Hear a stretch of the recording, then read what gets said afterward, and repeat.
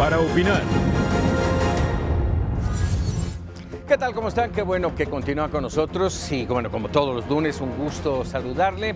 Noche para opinar y en esta ocasión saludo a mis compañeras Maite Noriega, colaboradora de Mega Noticias TVC, Marta Reyes, también colaboradora de Mega Noticias TVC y Enrique Tusein, colaborador de Mega Noticias y columnista en el periódico El Informador. Muy buenas noches, compañeros, y bueno, sin más preámbulos, vamos a arrancar en esta oportunidad con una entrevista.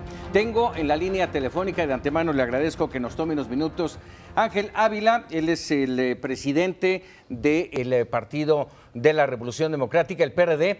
Entró el fin de semana en una nueva era, o al menos así lo entendemos de este partido fundado en 1989, si no tengo mal el dato.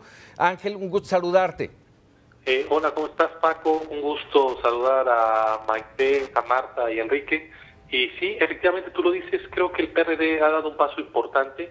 El PRD forma parte de este esfuerzo que se llama Futuro 21. Es una plataforma de articulación política que busca ser un frente donde pueden llegar a coordinarse actores políticos, organizaciones de la sociedad civil, organizaciones que buscan ser partidos, personalidades de distintos ámbitos, que estamos muy preocupados en poder generar un contrapeso político a esta presidencia imperial que vemos está llevando a cabo el presidente de la República y su partido Morena. Por eso es que es importante estos puntos de encuentro para poder generar respuestas y que los ciudadanos tengan una opción distinta, digamos, al PRI o al PAN, y que puedan ver en el PRD y Futuro 21 esa opción distinta rumbo a las próximas elecciones. A ver, dime una cosa, Ángel, ¿desaparece el PRD? ¿Aparece y nace el Futuro 21? No, de ninguna forma. Aquí creo que hay que explicarlo muy bien. Mira, el PRD es un partido político muy importante en la vida nacional. Nosotros tenemos una ruta de trabajo al interior del PRD. Seguimos teniendo una presencia nacional. Y es una ruta. Y la ruta paralela se llama Futuro 21. Es una ruta donde participa el PRD con otros actores. Y lo que buscamos es que en algún punto del próximo año ver la posibilidad de tener una convergencia para poder presentarnos a las elecciones, y puede ser bajo el nombre del PRD, porque digamos no estamos en la idea de desaparecerlo, o bajo el nombre de Futuro 21, dependiendo de las personas, las personalidades y las figuras que lleguen a engrosar Futuro 21. Es decir, si hay un gran desprendimiento de fuerzas políticas que vengan al PRD, por supuesto estaremos considerando el cambio de nombre. Si llegan algunos compañeros, digamos, no tan grandes, hacemos, digamos, la bola, digamos, podríamos ir a la elección, poner un logotipo del PRD, porque finalmente es una marca muy reconocida a nivel nacional. Esta es una discusión que nosotros tenemos que dar el próximo año, pero lo importante es que estamos encontrando puntos de acuerdo para generar una propuesta alternativa. A ver, ha sido polémico desde que se anunció este tema de Futuro 21 y no hay quienes falten, y te hago la pregunta directa, Ángel. ¿Es nostalgia, es oportunismo o es desesperación del PRD ante lo que se ha vivido en los últimos meses, por no mencionar años? Pues yo creo que aquí hay que entender que no podemos nosotros repetir acciones históricas que han pasado en otros países. A nosotros nos interesa mucho el tema venezolano. El tema venezolano empezó con un gobierno democrático, con Hugo Chávez, que fue degenerando en un gobierno autoritario hasta tener hoy la dictadura que tenemos de Nicolás Maduro. Así es como lo vemos. Parte de que se haya degradado una función institucional de Estado democrático a uno autoritario, dictatorial, es que la oposición política no tuvo la capacidad de adaptarse, de presentar posturas conjuntas. Hoy creo que hay que reconocerlo, de todo el 1 de junio del año pasado, todos los partidos quedamos lastimados y lesionados por los pobres resultados. Hoy lo que tenemos que hacer es volver a conjuntar esfuerzos en la oposición para generar contrapesos y poder defender el Estado democrático. Entonces, creo que es una cuestión de mucha responsabilidad, de volver a juntarnos los que no estamos de acuerdo con la ley, pero no solo eso, sino qué opciones juntos podemos construir para resolver los grandes problemas. Déjame retomar un señalamiento que hizo el presidente López Obrador hace algunas semanas, no necesariamente sobre Futuro 21 y el PRD, pero sí tuvo que ver con la formación de nuevos partidos. Si me permites, pongo el audio y me dices qué opinas. Claro. Podrían formar una escuela de cuadros. Entonces se desesperan y reúnen agentes, ¿no?, afines, los meten en un grupo, luego hasta ellos mismos dicen yo no fui consultado, yo no estoy en ese grupo, pero es parte de la desesperación. Y se están precipitando pensando que de la noche a la mañana pueden crear un grupo. No, tienen que formar cuadros, no sacar la nota, ¿no? Ya se reunieron tantos y van a hacer contrapesos, pero eso es muy ficticio, pues. Es como para decirles ternuritas. ¿Cómo es tu opinión en ese sentido, Ángel? No, bueno, claro que tenemos a un presidente que no le gusta tener oposición, no le gusta ser criticado, no le gusta la prensa libre ni los medios de comunicación libres.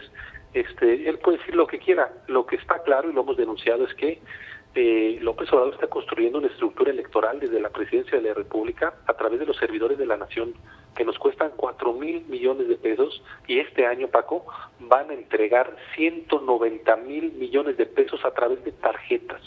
Es decir, ellos sí están construyendo una gran estructura electoral donde el PRI es un niño de pecho comparado a lo que está haciendo Morena.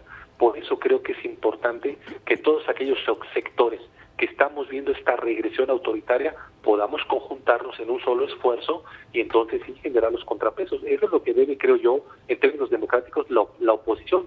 Ser una oposición real, tratar de agrupar al mayor número de ciudadanos y presentarle una propuesta de alternativa viable a la sociedad. El mayor número de ciudadanos, Ángel, sin importar filias y fobias. Estoy hablando José Narro, Mancera, Cecilia Soto, los Chuchos, Beatriz Pajés, vamos, ¿no importa? Digamos que si coincidimos en lo esencial, que es defender la democracia, que es defender el Estado laico, que hoy lo vemos con la cartilla moral, lo están tirando a la basura, que es defender que no se utilicen los programas sociales con fines electorales, que es defender la autonomía de los órganos independientes, autónomos, como la Comisión Nacional de Derechos Humanos o el Instituto Nacional Electoral, que es finalmente vivir en una república de pesos y contrapesos. Si coincidimos en eso, hay que quitar ese tipo de divisiones e ir en lo que coincidamos, y en ese sentido el espacio de Futuro 21 es un espacio que nos permite aglutinar a distintos sectores. Pero las viejas formas y las viejas mañas se mantienen. Digamos, las viejas formas y las viejas mañas se mantienen porque hoy lo estamos viendo. Si nosotros criticábamos al PRI de que hacía estructura electoral a través de la Cedesol, hoy lo que está haciendo Morena es 10 veces peor. Esas son las viejas prácticas y las viejas mañas que hay que combatir. Muy bien, y Ángel, lo último, mira, Paco, muy rápido, la oposición no se viene como generación espontánea, Paco, no, si me entiendes, o sea, no va a salir de la nada dirigentes nuevos, reales, que no tengan ninguna cola que les pisen para enfrentar, sino son los actores políticos que hay, que estamos coincidiendo y que hay que hacer una plataforma, digamos, de soluciones a los problemas, y serán los ciudadanos en el 2021 los que nos dirán si fue correcto o no lo que estamos haciendo. Ángel Ávila, como siempre, te agradezco mucho estos minutos. Muchas gracias, Paco. Un saludo para todos allá en el panel. Muchas gracias. Buenas noches. Muchas gracias. Buenas noches. Ángel Ávila, presidente nacional del PRD. Y bueno, esta nueva forma de hacer grupos, ¿no, Marta? Que fíjate que tú dices nueva forma y yo, haz de cuenta que tuve mi mente se regresó a cuando se estaba compitiendo por la presidencia de la República y se armó este Frente Amplio Democrático, ¿se llamaba? Sí, ¿verdad? Donde se sumaron el PRD, Movimiento Ciudadano, etcétera, y que terminaron peleados, ¿no? Sí. Entonces, yo digo, ¿qué de diferente van a hacer si están exactamente vendiendo las mismas ideas, las mismas personas y prometiendo una opción diferente, tratando de hacer lo mismo? A mí de verdad, yo y Ángel Aguirre, ¿cuál es la diferencia de aquello que escuchamos hace unos 11 ¿Cuántos años? ¿Cuánto? Como un año, ¿no? Años también, Exacto. Porque no han cambiado mucho. Yo me voy desde el jefe del Ejecutivo, cuando dice hay que formar cuadros. Él no formó cuadros, y lo estamos viendo en la formación del gabinete, ¿no? No hay cuadros que tengan la misma visión. No ha permeado la visión del líder, porque además es la única que permea, no hay una visión de gobierno. Y cuando vemos la formación de este nuevo grupo, es una plataforma plural, quieren que se junte mucha gente. Y si hay muchos notables, entonces sí, el PRD ante los notables cede su registro.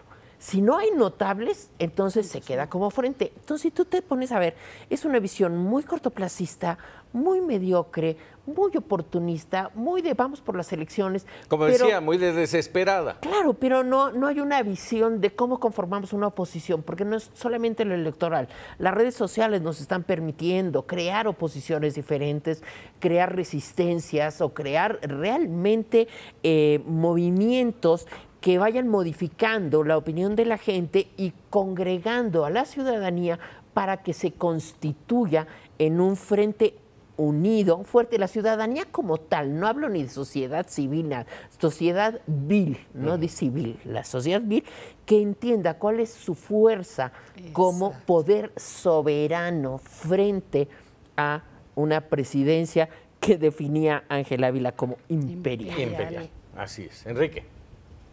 Bueno, definía Enrique Krause como imperial, pero hay que decirlo que en esa sociedad que describen hay gente de izquierda, gente de derecha, gente liberal, gente conservador, gente que comulga con López Obrador, gente que no comulga con López Obrador.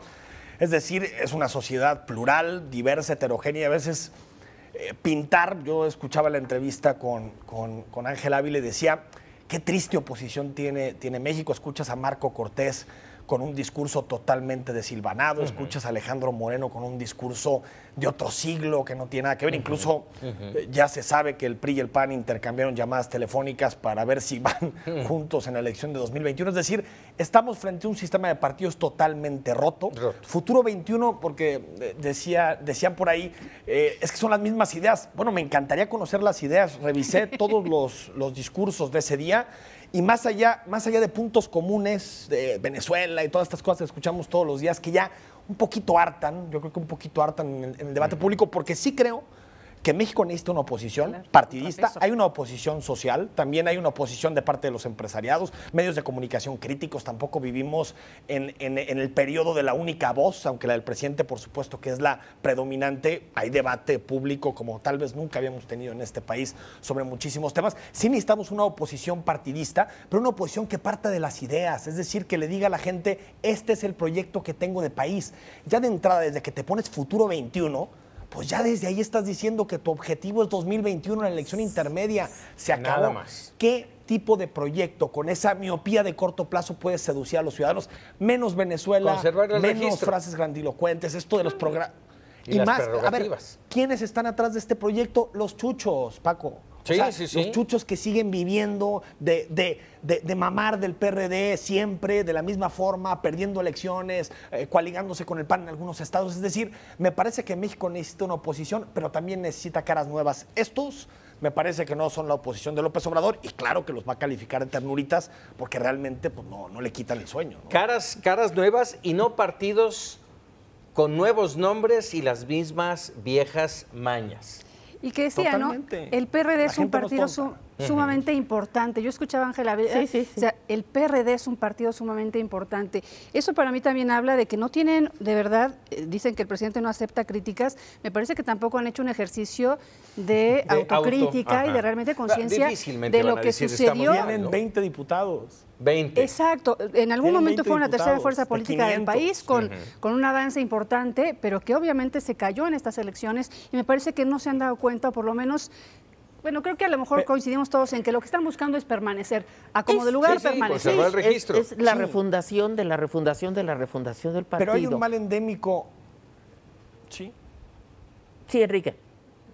Sí, pero hay un mal endémico, perdón, de la izquierda en general. La izquierda en general en México siempre depende de un líder. No ha habido la posibilidad, el PRD es lo más cercano, de construir partidos auténticos, socialdemócrata, con una visión social, con una visión progresista, que no dependan del líder en turno. López Obrador se fue del partido y lo dejó en los huesitos. Cárdenas. Dependieron muchísimo Pero es que tiempo de además, Cuauhtémoc Cárdenas. Es decir, pero esas apuestas son a largo plazo, no son a corto plazo, no son a 2021, claro, sino son pero a largo además, plazo, que es lo que no veo en este proyecto. Pero además ellos se han autoproclamado como izquierda, pero no traen ningún planteamiento de izquierda. La izquierda generalmente es progresista, es de vanguardia, y cuando estamos viendo esta asamblea, que además fue muy triste, muy desangelada, te das cuenta, la conformación, no hay vanguardia, no hay una visión de futuro. Ellos decían, lo único que queremos es defender la democracia y el Estado laico.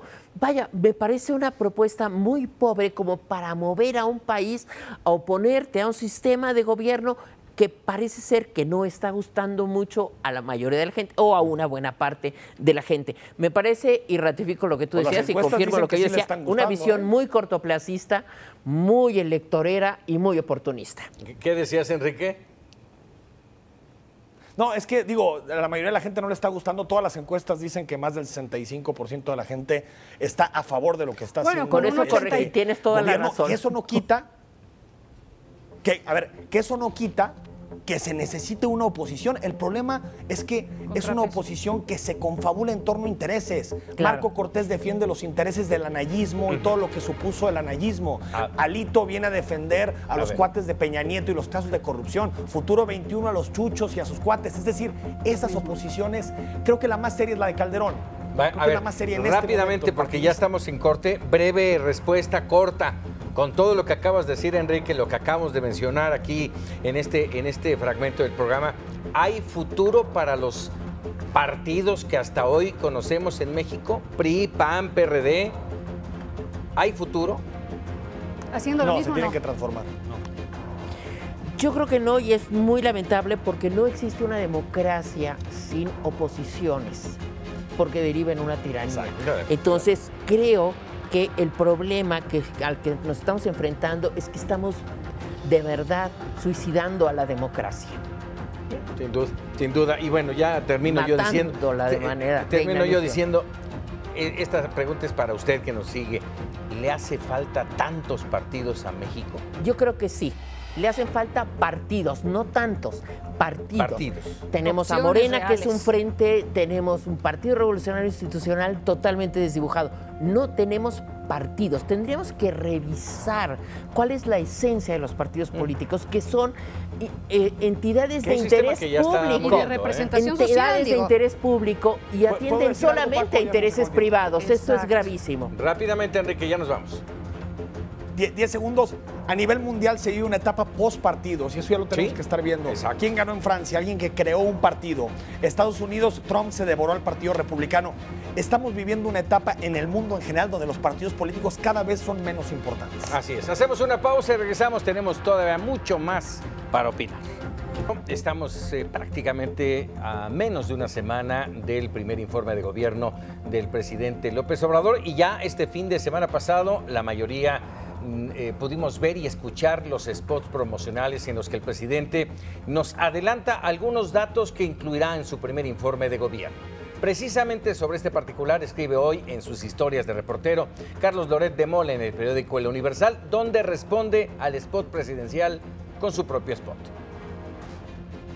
No es para presumir, la economía está estancada. En el segundo trimestre el crecimiento fue de 0%. Cero. No han aumentado los empleos, no ha aumentado la inversión, la actividad industrial ni el consumo. Lo que sí aumentó fue el desempleo. En este sexenio se han perdido 70,000 empleos, algo que no había sucedido hace 10 años. Bueno, coincidiendo con su trayectoria crítica, Carlos Loret habla de esto, sobre todo de los spots que empiezan y con los cuales nos saturarán en los próximos días, y él plantea uno, ¿no? Primero, no es para presumir, es por presumir, y él dice, lo que él propone es un nuevo spot en el que se diga que la economía está estancada. El crecimiento fue de 0%, que no han aumentado los empleos, no ha aumentado la inversión, la actividad industrial ni el consumo, y lo que aumenta es el desempleo, casi el 70%. Él habla del fracaso de la lucha en cuanto al huachicol. ¿Por qué? Porque no han aumentado las compras de Pemex, habla del avión presidencial que no se ha vendido, y habla también de la falta de atención médica para los mexicanos más pobres. Hoy tuvimos paralizado el aeropuerto de la Ciudad de México debido a las protestas de los papás de niños con cáncer que no tienen medicinas para atender a sus hijos. Y al final él cuestiona el silencio del presidente frente al atropello de su amigo Jaime Bonilla en Baja California.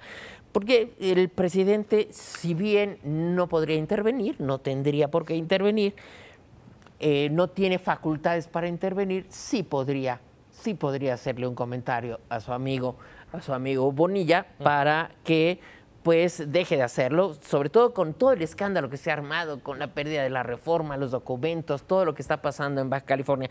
Me parece que resume la crítica hacia el modelo económico que ha implantado el presidente, hacia el clientelismo que se ha generado, hacia no entender que estás para servir al pueblo, darle servicios y no para regalarle dinero. Creo que es una visión un poquito distorsionada la que se tiene en este momento de lo que es gobernar al país. Es otorgarle servicios fundamentales, lograr un bienestar, pero creo que regalando dinero no funciona, y es esta la crítica que hace, para cerrar, la que hace Carlos Loret en Propongo otro spot. Enrique. A ver, está claro que los datos son reales. Ha sido un año en materia económica muy malo. ¿Cuál es, Enrique? Innegable. Incluso yo diría que es un año en materia. ¿Cuáles son los datos reales? 2019. O sea, que es. ¿Los del presidente o los de Carlos? En la columna el 0% de crecimiento, exacto, baja de consumo, ya los refería la mayoría previamente. Es decir, son datos que están ahí, que son datos oficiales. No hay mucha discusión en torno a esos datos. Sabíamos que 2019 iba a ser un año complicado por factores nacionales y factores internacionales, pero creo que ha sido aún más complicado de lo que pensábamos. Yo creo que en esta idea de que la política social de un país es regalarle dinero, ahí sí discrepo, porque, a ver, Jóvenes Construyendo el Futuro es un programa en donde tú, para acceder al apoyo de parte del gobierno, tienes que tener un trabajo. De entrada, nadie te está regalando el dinero. Lo mismo sucede con los adultos mayores, que creo que por mera dignidad duplicar el apoyo a adultos mayores, pues era un asunto que tenía que tomar cualquier gobierno, porque a mí sí me apena ver que nuestros adultos mayores, cuando pasan los 65 años, 70 años, tienen que estar trabajando de cerillos porque ya no los emplea nadie. Entonces creo que está esta idea muy clara de que Andrés Manuel López Obrador y su gobierno regalan dinero, pero nunca nos comparamos ni siquiera con países de nuestro entorno. No sé si el público sabe, por ejemplo, que si vives en Alemania o en Francia tienes seguro de desempleo por 2 años para que encuentres trabajo, tienes seguridad social gratis en todos los tipos, hospitales, medicinas. Yo creo que hay una idea de que le llamamos clientelismo cuando el apoyo es para el pobre.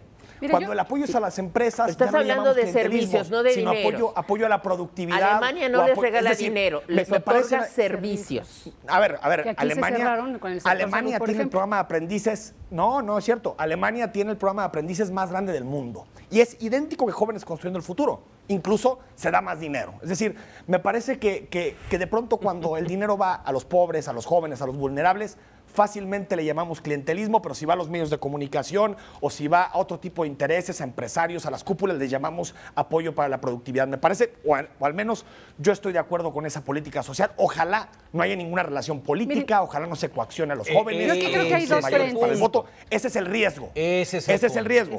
Claro que es el riesgo cuando se hace política social. Y solo para concluir en el asunto, creo que el presidente tiene que entender que la realidad económica de 2019, y lo apuntaba Quintana en su columna de hoy, 2020 puede también tener visos incluso peores si el presidente no toma decisiones de fondo, que es gastar más, gastar mejor, que la austeridad no llegue a la gente. Es decir, una cosa es reducir los privilegios de la burocracia y otra es lo que ya señalaban de que la austeridad termine recortando gastos sociales, estancias infantiles, todo ese tipo de cosas. Creo que si el presidente no hace una evaluación clara, ahí puede llegar a tener problemas, no en que va a acabar con un crecimiento bajo, yo creo que una inercia muy negativa para el 20.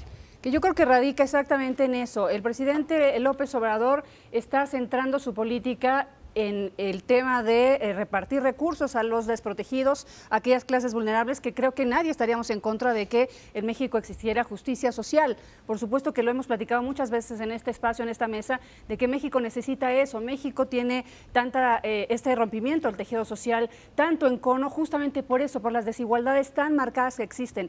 Pero aquí me parece que de acuerdo a estas cifras que estamos revisando y algunas otras, como el crecimiento cero que reportó el INEGI, la confianza del consumidor, etcétera, se están descuidando otras áreas que me parece que si no se cuidan, pues no se podrá seguir fomentando esa entrega de justicia y de recursos a las clases desprotegidas. Creo que ahí se tendría que tomar en cuenta eso. No estamos en contra de la ayuda a los desprotegidos, pero sí estamos poniendo el dedo sobre la llaga de que la economía mexicana, sí es cierto, no está en recesión, ese tema técnico, etcétera, pero sí estamos estancados, que es sumamente peligroso, amén de que sea un entorno internacional, ¿no? Déjenme nada más hacer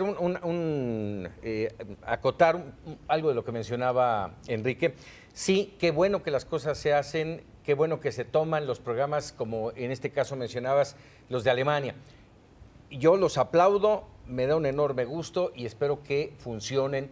Tiene sus riesgos, como bien mencionaste, Enrique, y yo creo que el primero de ellos, todo tiene riesgos. el primero de ellos es que no somos el mismo país y no son los mismos políticos. No. Ahí es donde, valga el término, la burra tuerce el rabo. Y hay otra acotación, o sea, este dinero, o sea, estos programas que ha implantado el gobierno federal, están operando sin reglas de operación, no hay evaluaciones, no hay indicadores, no hay programas. O sea, de verdad va a ser muy difícil la evaluación que se haga de esto y se va a prestar a corrupción, se va a prestar a discrecionalidad y se va a prestar a lo que comentabas, Enrique, precisamente que se pueda, el riesgo que se pueda convertir en clientelares porque pueden empezar a presionar a aquellos. No creo que haya funcionado tan bien hasta el momento el programa de becas para los jóvenes. Hay muchas quejas que se han dado ya en este sentido. Para los ancianos también. Adelante, Enrique. Y hay que decirlo, también hay casos exitosos. O sea, a lo que me refiero es que creo que de pronto el análisis se vuelve solamente una parte. Claro que hay riesgos de clientelismo, claro que hay riesgos de que al final, digamos, lo estamos viendo en la generación de empleo, que desincentive ciertas prácticas formales, porque hay que decirlo claro, el programa Jóvenes Construyendo el Futuro es más un subsidio al empresario que a la persona. En realidad le está subsidiando el sueldo a una persona, su seguridad social y todo para que aprenda ciertas habilidades y después pueda ser empleado. Creo que en un año, cuando se cumple un año y veamos qué porcentaje de jóvenes construyendo el futuro termina siendo empleados, por ejemplo, conmigo trabajan 3 personas y estoy seguro que contrataré a 1 o 2, que seguramente no hubiera contratado antes. ¿Por qué? Porque no hubiera tenido ni la capacidad de edición ni de producción que aprende en este año donde el gobierno de alguna forma te subsidia para que esa persona aprenda contigo. Creo que se limita el clientelismo porque hay que recordar que es una plataforma. O sea, tú te registras con tu nombre, vas a la plataforma y le dices, yo me llamo tal, estoy buscando un trabajo de tal cosa, y el mismo sistema hace el match. El mismo sistema te dice, están estas 5 opciones. Que puede ser que después llegue alguien y te diga, oye, pues ¿sabes qué? Apóyame ahora. Siempre es posible. Pero creo que en términos generales es un proyecto que sí puede ayudar a que un joven que de pronto tiene problemas para ingresar en el mercado laboral tenga una oportunidad, y creo que es muy temprano para descalificarlo de forma tan gruesa, ¿no? Muy bien, vamos a hacer una breve pausa rápidamente y al regresar tengo una pregunta pendiente para los 3. ¿Qué esperamos del primer informe de gobierno el próximo domingo? Ya regresamos aquí para opinar. Ya estamos de regreso y bueno, vamos con Salvador Camarena, que titula su columna de hoy en El Financiero, En la ruta de Calderón. Sostiene que la actual administración desprecia a las organizaciones sociales, se pelea con defensores de derechos humanos y desdeña a la oposición, lo cual no le ayuda en la lucha contra el crimen organizado. López Obrador tienta al destino al creer que la legitimidad de su movimiento sobra para lograr la contención efectiva de los criminales. Comete un grave error si cree que puede pasar por encima de opositores a la hora de determinar unilateralmente un diálogo de la Federación con grupos armados en Tamaulipas y Michoacán. Y se equivoca también al usar tan grave materia para ridiculizar a un expresidente de la República. Bueno, en esta columna Salvador Camarena habla justamente, hace una comparación de cómo Felipe Calderón intentó combatir al crimen organizado cuando llegó como un presidente ilegítimo, señalado por muchos grupos, y en lo que pudiera caer el presidente Andrés Manuel López Obrador, que si bien llegó con una aceptación sin precedentes a la presidencia de la República, pues sí tiene alrededor suyo, en estos primeros meses de gobierno, diferentes grupos que critican su forma de estar haciendo política de seguridad en el país. Para mi punto de vista, el presidente pues está cayendo, me parece, a ver, ahorita a lo mejor levantamos algunas ampollas, pero sí me parece que está cayendo en un poco de ingenuidad al creer que puede dialogar con esos grupos, pactar con esos grupos de una forma tan pacífica. Si bien es cierto que a lo mejor hemos tenido en el país pruebas fidedignas de que la violencia está generando más violencia, sí creo que también podemos caer en ingenuidad. Pero en el pasado ya ha habido negociaciones y acuerdos, digo, no oficiales, no formales, pero ya ha habido. Sí. Lo manejamos mucho tiempo aquí, que había pactos para tener en paz al país, sobre todo en aquellos largos 75 años del PRI. Sí, no se nos olvida Alfonso Durazo, Alfonso Durazo, Sí. Durazo, Durazo Moreno. Ajá, exactamente. Claro que tiene que haber, y creo que fue ingenuo también del presidente Calderón pensar que no tendría que hacerlo y que con la fuerza, pero el diálogo de son pueblo y son buenos y etcétera, a mí me parece bastante ingenuo del presidente Andrés Manuel López Obrador, y también el tema de la Guardia Nacional, que no termina de entenderse cómo está gestada, cómo está operando, cuál es su campo de acción, etcétera, cuando pues vemos cómo los integrantes del ejército son vejados, humillados. Exactamente, humillados por grupos del crimen organizado, que son pueblo o no, pero están transgrediendo la ley y el Estado de Derecho, me parece. ¿Se puede hacer algo más, aparte de lo que se está haciendo ahora, Enrique? A ver, yo fíjate que aquí tengo leo dos interpretaciones en torno a la política de seguridad de López Obrador. Quien dice que es demasiado laxa, o sí, como lo que acabamos de escuchar con Marta, que es pues que casi la Guardia Nacional se rinde a los pies del crimen organizado, o escucho la contraria, incluso la que narra Salvador Camarena en su columna, que dice que más o menos sigue los pasos de militarización de Felipe Calderón. Yo creo que en términos reales, con toda esta idea del diálogo, del pacto, de la amnistía, nunca ha habido claridad. Hay que recordar que en campaña discutimos esto semanas y semanas de que si era la amnistía una cosa, que significaba otra, salía el presidente y revolvía más, la secretaria de Gobernación. Me parece que no se puede pactar con el crimen organizado, no se puede. O sea, por supuesto que se ha hecho en el pasado, pero me refiero a que eso no es sustentable, es una paz artificial.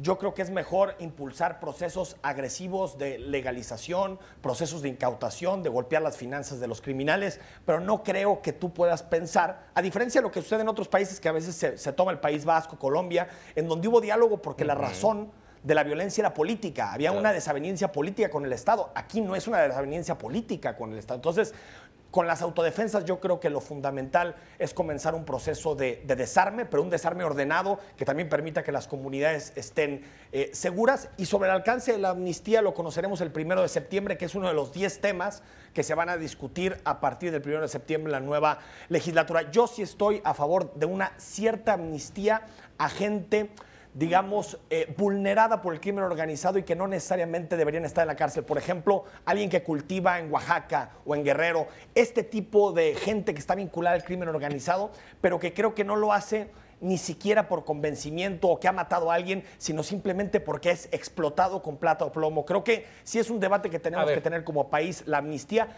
pero el pacto con el narco no. Pero déjenme poner esto sobre la mesa. Estas negociaciones con los grupos de autodefensas en Morelia, en Michoacán, en Tamaulipas, ¿fueron ocurrencias del subsecretario Ricardo Peralta? Sí. ¿No lo sabía el presidente? No creo, conociendo la personalidad del presidente, yo creo que el presidente está enterado absolutamente de todo y yo creo que estaban tanteando el terreno. Totalmente. Me parece que puede ser peligroso. A mí no me parece ingenuo el planteamiento del presidente, me parece peligroso, me parece riesgoso.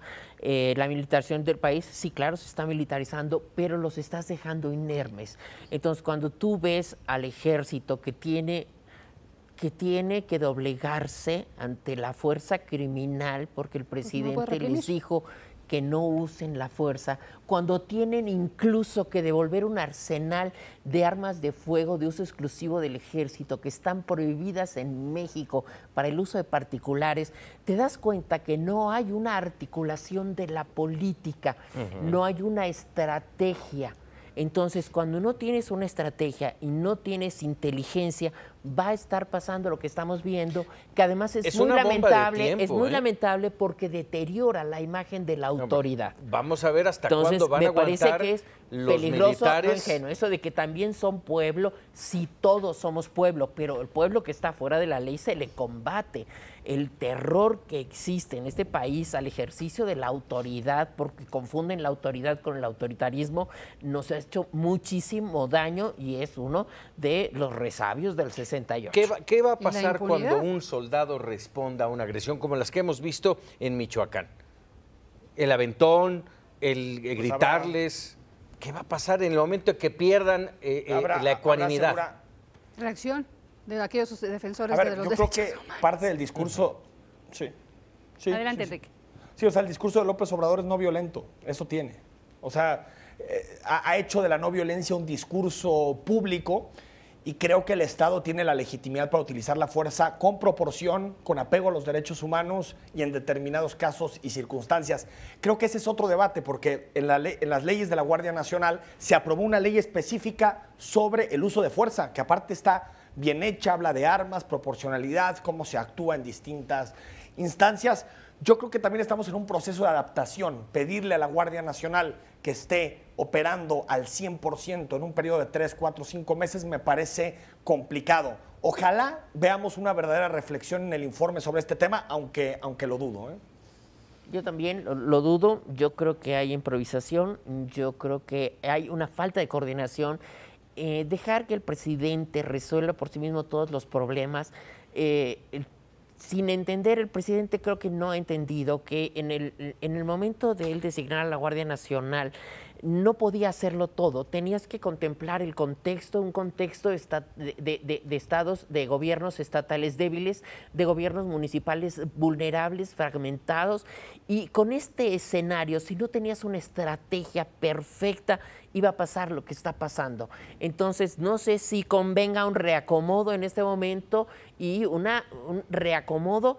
Y lo que planteaba el presidente desde el principio, ¿no? O sea, tienes que formar cuadros, tienes que capacitar a la gente y tienen que apostarle, creo, a la inteligencia y a la estrategia. Sí, además estábamos hablando de la humillación a los soldados, pero nos estamos olvidando que ya hubo un muerto, ¿eh?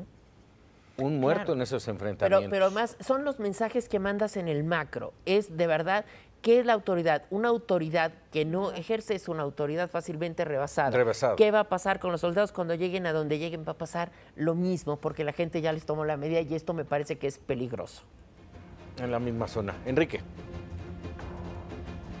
Sí, a ver, yo la verdad es que me preocupan más en este momento están matando a una persona cada 6 minutos.